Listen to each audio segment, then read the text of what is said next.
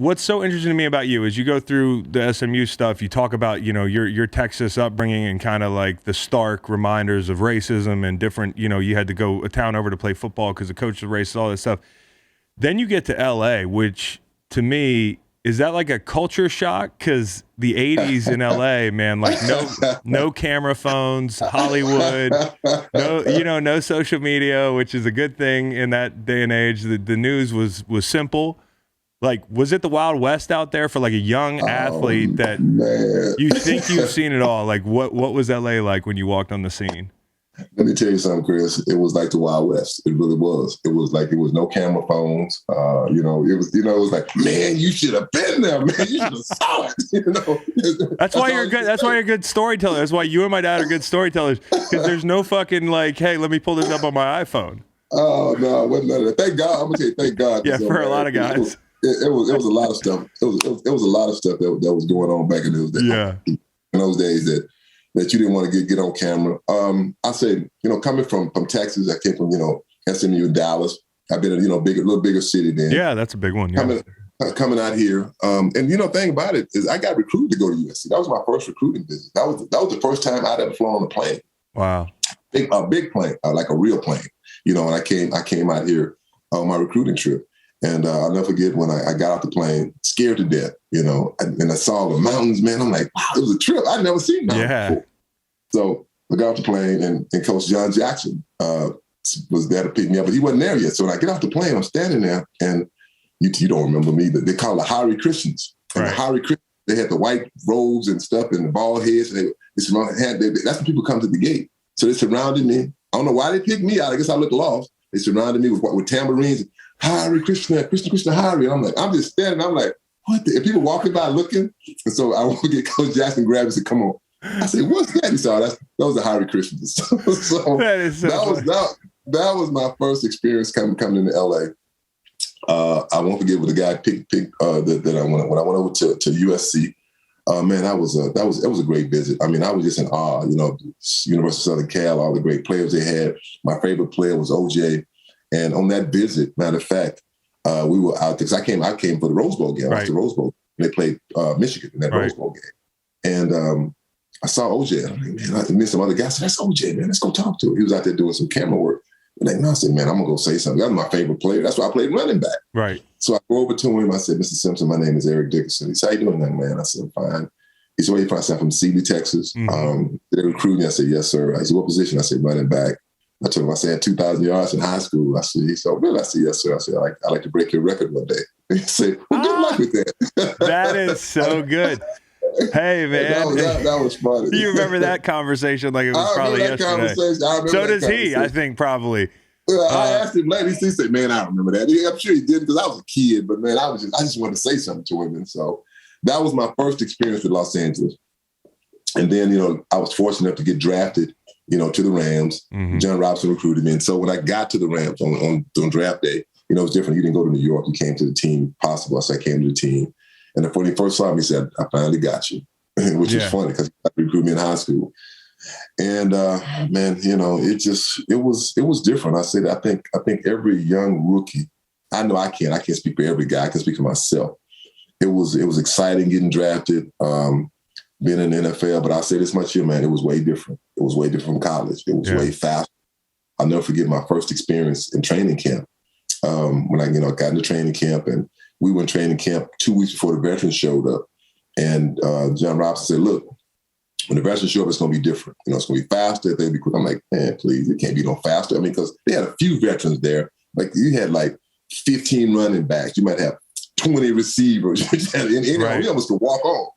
And so I'm like, yeah, okay. And I'll never forget, it was Jackie Slater, speaking of Jackie, and Gary Jeter. And we had pass protection.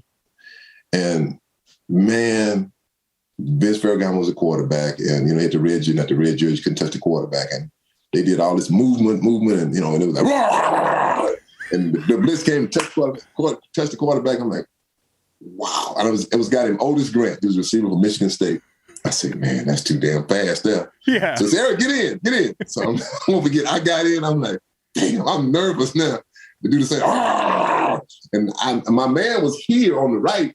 But then all of a sudden, something happened. Like the defense moved. Now my assignment went back to the backside, right. And I didn't know it. So he came and touched the quarterback. Eric, who's your man? I said, I guess him. He said, get out, son. You'll get somebody hurt. I said, no problem.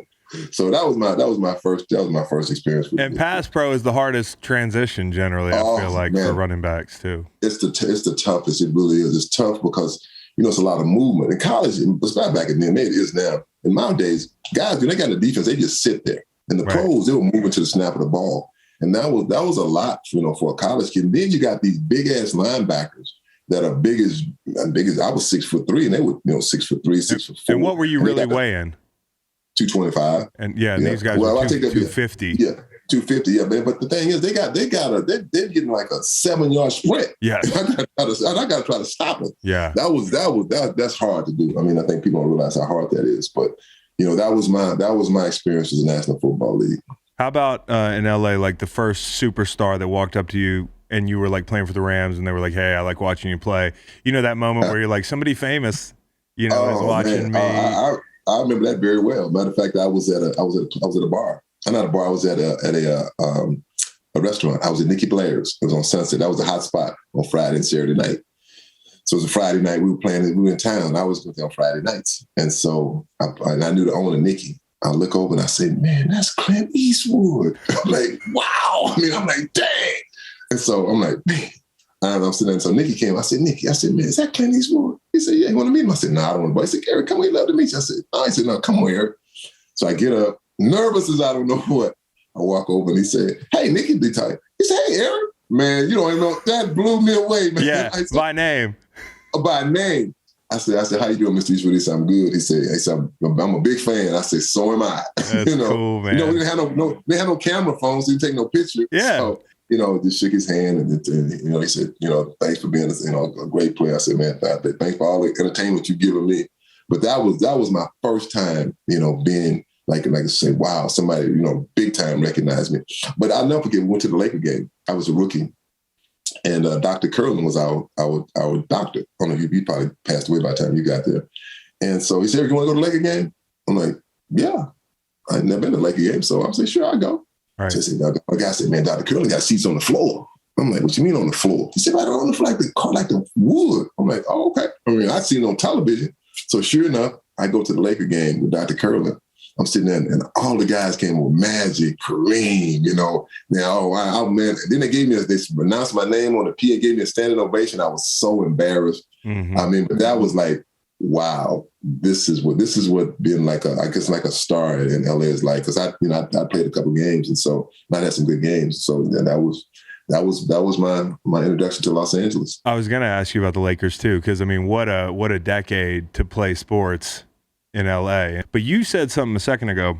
Friday and Saturday was the hot spot. And like when I was in the league, dudes would be out on Friday nights, dudes would be out, on Saturdays, like I would be whispering on Saturdays. Me personally, like I had to do everything in my power to be as fast and as good as everybody else. So I needed my sleep, the whole thing. How crazy was it and how hard was it to stay in LA? Oh gosh. How would it work? Like you'd be home on a Friday, somebody would hit you on a landline and be like, "Hey, we're doing this tonight," or or the girls, So I was the girls. Yeah. I was You can't. I said, "Girl, we got curfew. We can't be coming out. We got curfew."